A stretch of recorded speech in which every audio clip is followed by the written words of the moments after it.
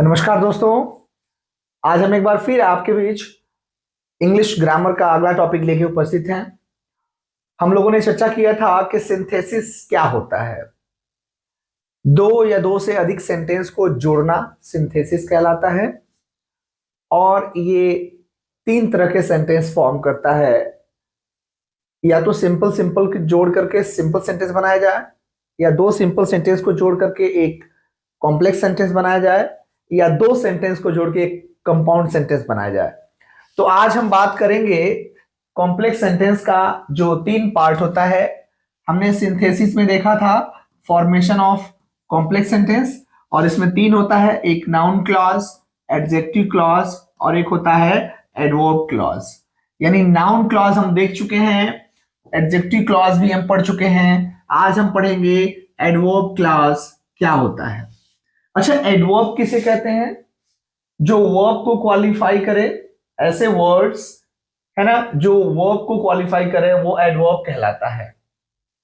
जैसे he did his work, he was very quick, यानी he did his work quickly, spontaneously, है ना, proudly, इस तरह के।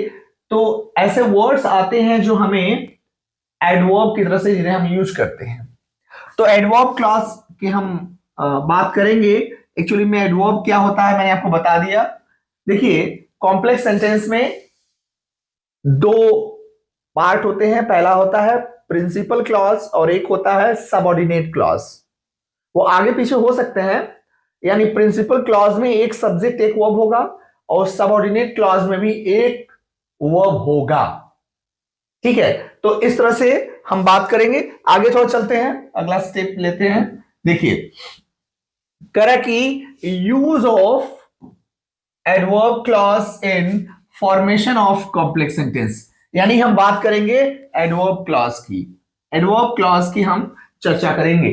देखिए, इसमें आता है कि adverb clause shows time, place, reason, condition, comparison, contrast, result, purpose and manner. तो कोई एडवर्ब अगर कहीं किसी सेंटेंस में यूज किया जाता है तो इन सारी चीजों को बताता है।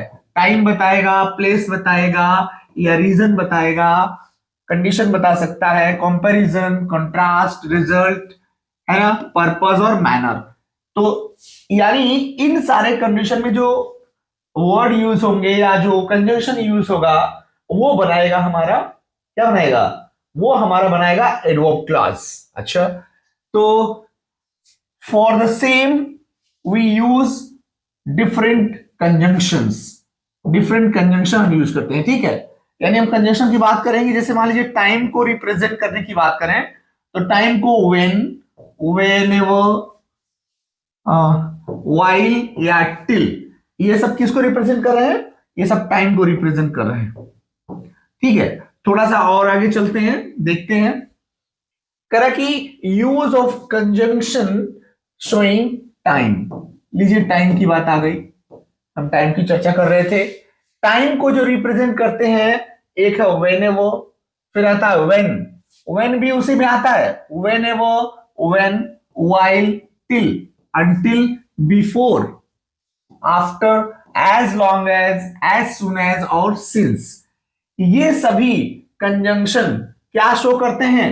ये टाइम को बताते हैं। तो अगर दो सेंटेंस जोड़ा जाए और उनमें इस तरह की कंजंक्शन यूज किया जाए तो जो सेंटेंस बनेगा वो क्या होगा? कॉम्प्लेक्स होगा, ठीक है। आई वेटेड फॉर राधा, पहला सेंटेंस है I waited till she return, है ना। तो इसको हम अगर जोड़े तो क्या बनेगा? I waited for Radha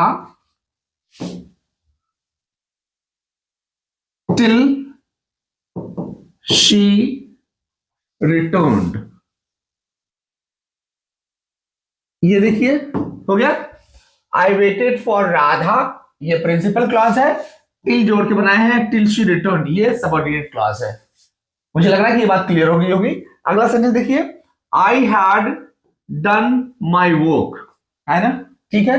he return late, वो बाद में आया, यानी मैं अपना काम कर चुका था, यहां बिफोर लगा सकते हैं, होगा I had done my work before he returned. देखिए ये सेंटेंस क्या बोल रहा है कि I had done my work, मैं अपना काम कर चुका था, बिफोर ही रिटर्न, उसके पहुंचने से पहले, उसके लौटने से पहले। तो देखिए यहां बिफोर लग गया, ये टाइम को बता रहा है, यहां टिल लग गया, ये टाइम को बता रहा है। एक सेंटेंस और देख लेते हैं, I will wait for my brother, ठीक है, I will wait till he returns. अच्छा, I will wait till he return, जब तक वो लौटता है तब तक इंतजार करूंगा। अच्छा, तो इसका बनेगा I will wait for my brother till he returns,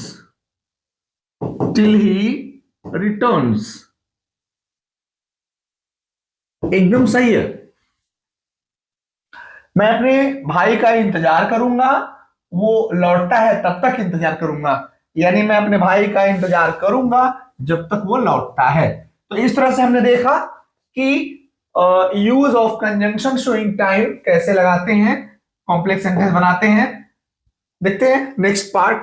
number 2 है कंजंक्शन शोइंग प्लेस, जो प्लेस को दर्शाता है, जगह को दर्शाता है, उसमें आते हैं वेयर और वेयर एवर। ये दो आते हैं कंजंक्शन जो जगह की बात करते हैं, प्लेस की बात करते हैं, और इनको यूज करके कॉम्प्लेक्स सेंटेंस कैसे बनाएंगे। ही लिव्स समवेयर, वो कहीं रहता है। आई नो द प्लेस, मैं वो जगह जानता हूं। क्या होगा, यानी ये प्रिंसिपल क्लॉज है, आई नो द प्लेस, और ही लिव्स, यानी वेयर से जोड़ देंगे, I know the place where he lives। देखिए इसमें I know the place ये प्रिंसिपल क्लॉज हो गया, और where से बना दिया he lives, ये सबऑर्डिनेट क्लॉज हो गया। I know the place where he lives। अगला देखिए, I go everywhere, मैं हर जगह जाता हूं। अच्छा, I go with him, मैं उसके साथ जाता हूं, यानी वो जहां जहां जाता है मैं वहां वहां जाता हूं। I go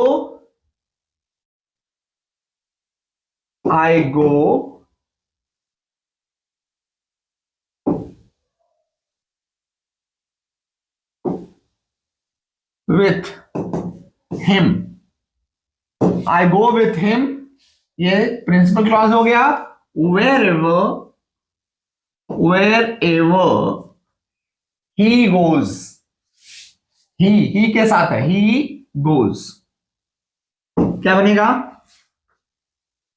I go with him, ये पहला था, I go everywhere, I go with him बनेगा I go with him wherever he goes, मैं उसके साथ जाता हूं वो जहां जहां जाता है, यानी wherever क्या बता रहा है, ये प्लेस की बात कर रहा है, ठीक है, ये प्लेस की बात कर रहा है। एक और सेंटेंस देख लेते हैं, she lives at the place, वो कहीं रहती है। Raju lives at the same place, वो भी वहीं रहता है, राजू भी, तो क्या बनेगा, Raju lives at the place where she lives,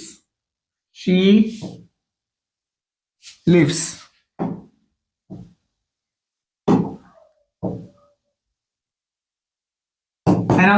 ये सेंटेंस देखिए, Raju lives at the place where she lives, where से बना ये सबऑर्डिनेट क्लॉज, यानी she lives at some certain place and Raju lives at the same place, तो बनेगा Raju lives at the place where she lives. ठीक है, थोड़ा सा और आगे चलते हैं, वीडियो थोड़ी लंबी होगी लेकिन आपको कैरी करके देखना है, समझना है।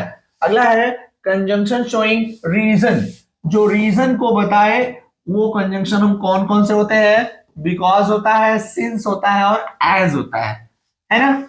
जैसे he can not solve maths, वो मैथ्स सॉल्व नहीं कर सकता।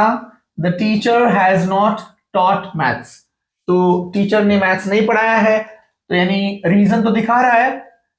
क्या बनेगा? He can not solve maths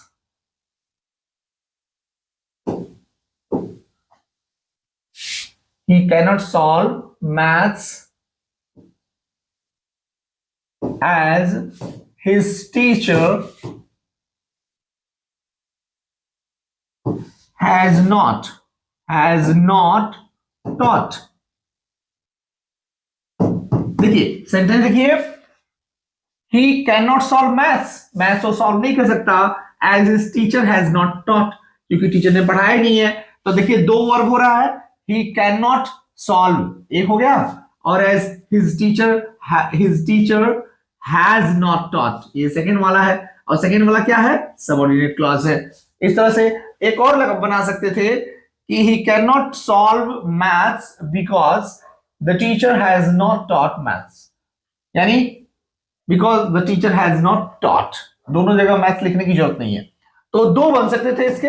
अगला देखते हैं, he can buy a car, he can buy a car, he is a doctor very good, वो डॉक्टर है, अमीर है, हाँ? he can buy a car as, और since he is a doctor, since as ही लगाते हैं, as he is a doctor। देखिए since हम पहले लगाते हैं शुरुआत में, since he is a doctor he can buy a car। अगला देखिए, अगला सेंटेंस कह रहा है you can go anywhere, you are free,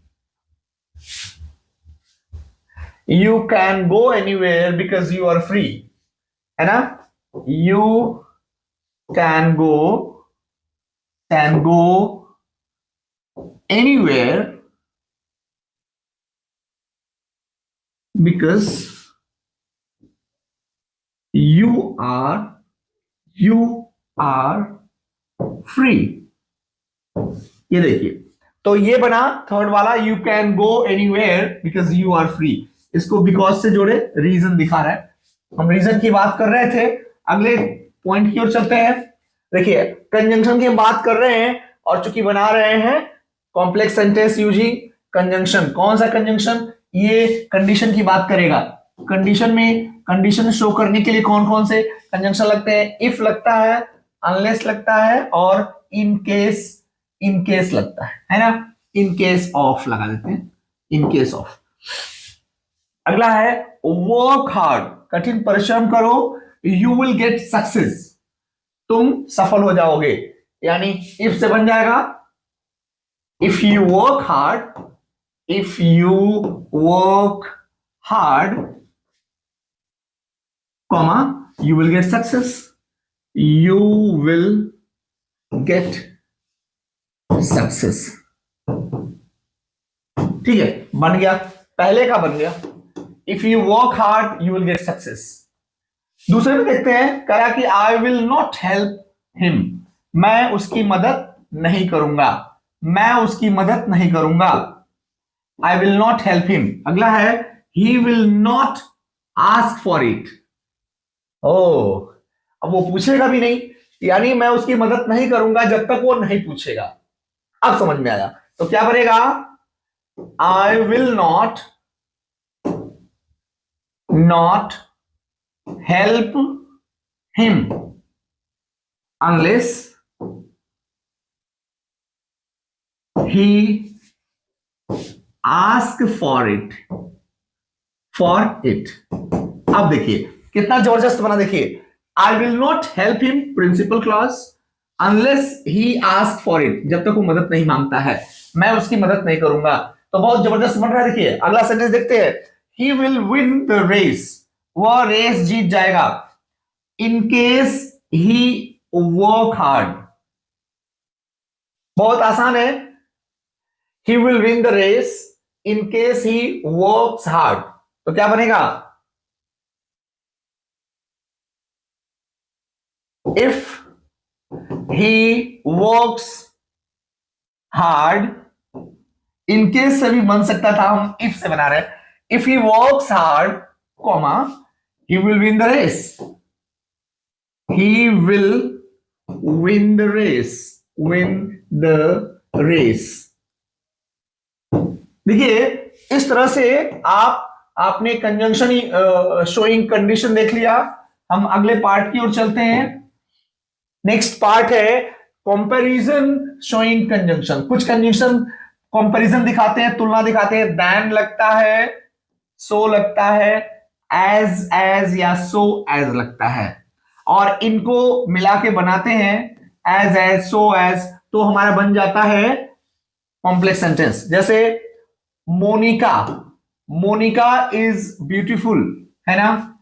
Gita is equally beautiful, Gita भी उतनी ही सुंदर है।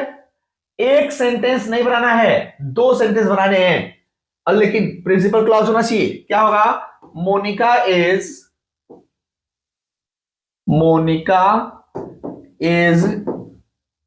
सो ब्यूटीफुल एज गीता इज। ये देखिए, अब ये है सबऑर्डिनेट क्लॉज, इतना है प्रिंसिपल क्लॉज। अगर ये इज हटा देंगे तो बस कंपैरिजन होगा, तब कॉम्प्लेक्स सेंटेंस नहीं बनेगा, याद रखिएगा। यानी Monica is so beautiful as Gita, अगर यही रोक देते, यहीं पर रोक देते, तो ये कॉम्प्लेक्स सेंटेंस नहीं बनेगा। लेकिन हमको बनाना है दूसरा भी पार्ट, एज गीता इज, तो ये बना कॉम्प्लेक्स सेंटेंस। अगला देखिए, you can buy a car. तुम एक कार खरीद सकते हो। यू आर सो रिच, तुम उतने धनी हो, है ना।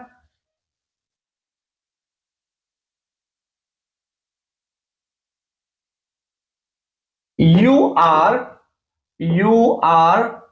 सो rich, you are so rich as, थोड़ा सा फिर से,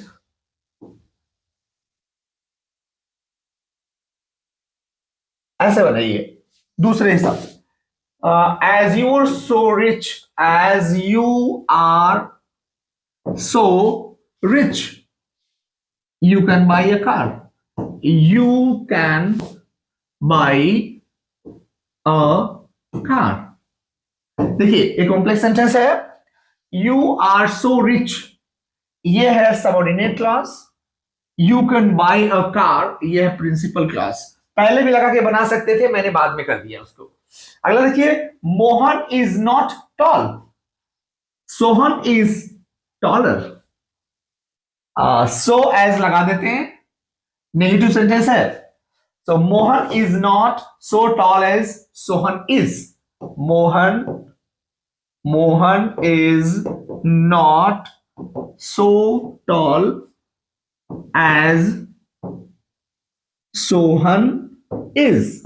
ये देखिए sentence, Mohan is so tall as Sohan is. तो इसमें देखिए, ये है सोहन इज, ये सबऑर्डिनेट क्लॉज है, ये प्रिंसिपल क्लॉज है। ठीक है, थोड़ा सा और आगे चलते हैं और देखते हैं क्या कह रहा है। ये है कंजंक्शन यूजिंग कॉन्ट्रास्ट। कुछ ऐसे कंजंक्शन होते हैं जो कॉन्ट्रास्ट यानी विरोधाभास होते हैं, जैसे दो, ऑल्दो, इवन इफ, इस तरह के सेंटेंस। जैसे मोहन इज पुअर, मोहन गरीब है। ही इज ऑनेस्ट, वो ईमानदार है। जो गरीब होता है वो ईमानदार भी होता है। क्या मतलब? गरीब होने का मतलब ये थोड़ा बेईमान हो, है ना। जो गरीब होता है वही ईमानदार होता है, एकदम सच है। देखिए, इसमें कोई कॉन्ट्रास्ट नहीं है, लेकिन अब सेंटेंस बनाया जा रहा है। माना जाता है कि जो गरीब है वो ईमानदार नहीं हो सकता है। Although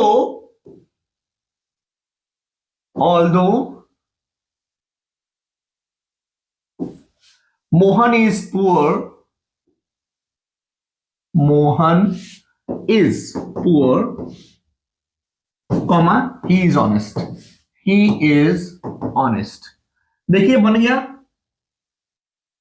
sorry, honest. ठीक है, ये देखिए ही इज ऑनेस्ट, ये है principal class.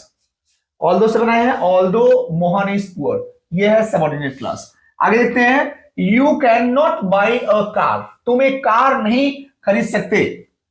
You work so hard, तुम बहुत परिश्रम करते हो। हाँ, माना कि बहुत परिश्रम करते हो, तुम कार नहीं खरीद सकते, यानी इवन इफ लगा देते हैं। हाँ, you can not by a car even if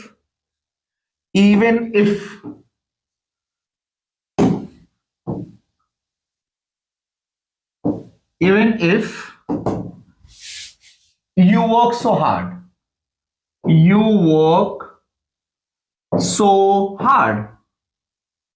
देखिए सेंटेंस क्या है, कह रहा है कि you can not by a car, तुम कार नहीं खरीद सकते, even if you work so hard, माना कि तुम बहुत परिश्रम करते हो। तो ये देखिए कंट्रास्ट बता रहा है, जो कठिन परिश्रम करेगा कार क्यों नहीं खरीद लेगा, लेकिन लगा दिया मैंने।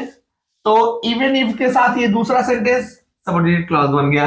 अगला देखते हैं हम, कह रहा कि कंजंक्शन शोइंग रिजल्ट, रिजल्ट बताने वाले हम कंजंक्शन की बात करेंगे। सो दैट, देखिए बीच में डैश है, याद रखिएगा, एक साथ रहेगा सो दैट, ऐसे सो दैट, ये अलग है, और सो और दैट का मतलब ये अलग है, बीच में कुछ आएगा, है ना।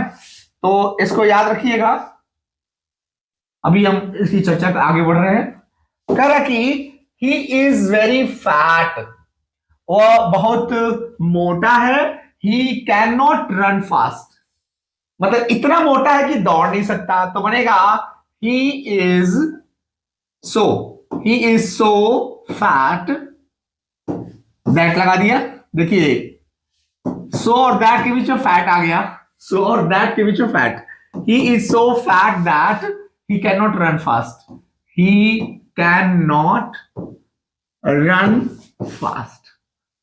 अब देखिए दो सेंटेंस है, he cannot run fast, that के बाद he is so fat।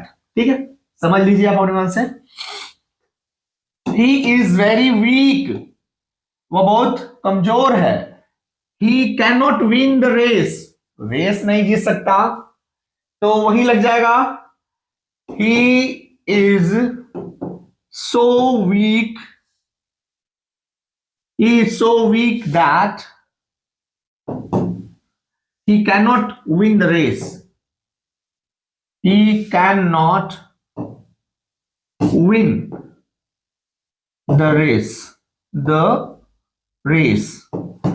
ठीक है, तो इस तरह से आपने देखा कंजंक्शन शोइंग रिजल्ट, रिजल्ट बताने वाले सो दैट और देयरफॉर लगाते हैं। अगला सेंटेंस देखते हैं। अगला रूल है, ये कह रहा है कंजंक्शन शोइंग पर्पस, जो पर्पस दिखाए, जो उद्देश्य की पूर्ति करे, उसे हम यूज कर सकते हैं। जैसे देखिए सो दैट, इनके बीच में देखिए जगह नहीं है, so that, in order that और लेस्ट, है ना। तो इनका यूज, इन तीनों कंजंक्शन का यूज हम करते हैं किसमें, पर्पस दिखाने में, उद्देश्य दिखाने में। और एक बात और जान लीजिए, सो दैट के साथ प्रेजेंट टेंस में मे और पास्ट में माइट आता है। इन ऑर्डर दैट के बाद भी मे या माइट में से कोई एक आएगा। प्रेजेंट टेंस में मे आएगा और पास्ट टेंस में माइट आएगा। और लेस्ट के साथ शुड लगता है, लेस्ट के साथ शुड लगता है, याद रखिएगा। एग्जाम में कई बार पूछ चुका है, आई टुक आउट मनी, मैंने पैसा निकाला। I wanted to buy a pen, मुझे मैं पेन खरीदना चाहता था। तो ये पास्ट टेंस है, देखिए, यानी अगर सो दैट लगाते हैं तो इसके साथ माइट आएगा। आई टुक आउट मनी। अब सो दैट के बीच में जगह नहीं है, डायरेक्ट लिखेंगे so that so that I might buy a pen। ठीक है, प्रेजेंट टेंस होता तो so that I may लग जाता है ना। I took out money, मैंने पैसा बाहर निकाला, so that I might buy a pen।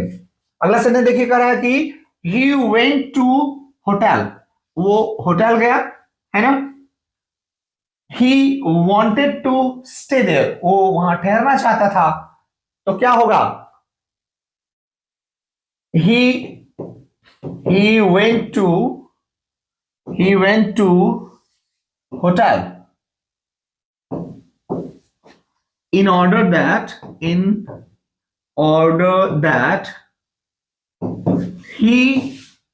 might stay there भी लगा दीजिए, stay there। देखिए बना he went to hotel, वो होटल गया, in order that, जिससे कि he might stay there, वो वहां ठहर सके। तो ये प्रिंसिपल क्लॉज है he went to hotel, और ये सेकंड पार्ट है in order that के साथ बना है सेकंड पार्ट, ये है आपका सबऑर्डिनेट क्लॉज। अगला देखते हैं, कह रहा कि कंजंक्शंस शोइंग मैनर, जो मैनर को दिखाता है। वाओ, मैनर भी बहुत जरूरी होता है। मैनर माने तरीके, जैसा तुम व्यवहार करोगे हम वैसा ही करेंगे, टिट फॉर टैट, समझ गया कि नहीं। तो एज और एज फार एज, ये देखिए एज फार है, as far as, F O R नहीं, ठीक है। तो you have given me some money, तुमने मुझे कुछ पैसा दिया है। I will give you the same way, तो मैं भी तुम्हें उसी तरह से लौटाऊंगा। क्या बनेगा, I will give you money as you have given me, you have given me। देखिए बन तो गया, I will give you money, I will give you money, ये मनी यहां से ले लिया, I will give you money as you have given me, जैसा कि तुमने दिया है, तो द सेम हो गया ना। अगला देखिए, she treated him in a certain way, खास तरीके से उसने उसके साथ बिहेव किया। he will treat her in the same way, वैसा ही वो ट्रीट करेगा। तो क्या बनेगा, he will treat her as far as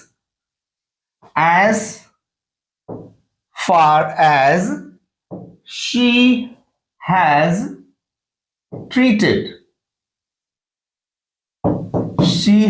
treated, क्या बनेगा, he will treat her as far as she has treated, है ना। बहुत सही। अगला देखते हैं, थोड़ा और आगे चलते हैं। तो ये तो पूरे हो गए लग रहा। तो हम लोगों ने आज देख लिया, पूरा हम लोगों ने देख लिया, हम लोगों ने ये देख लिया, हम लोगों ने time, place, reason, condition, comparison, contrast, result, purpose और मैनर। तो आप देख रहे थे आरएनजे एकेडमी, और मैंने प्रयास किया कि adverb of manner, adverb of purpose, ये सभी यानी एडवर्ब क्लॉज को थोड़ा समझा पाऊं। अगर आपको वीडियो पसंद आए तो इसे लाइक कीजिए, चैनल को सब्सक्राइब कीजिए। हम लेकर आएंगे अगला पार्ट। नमस्कार।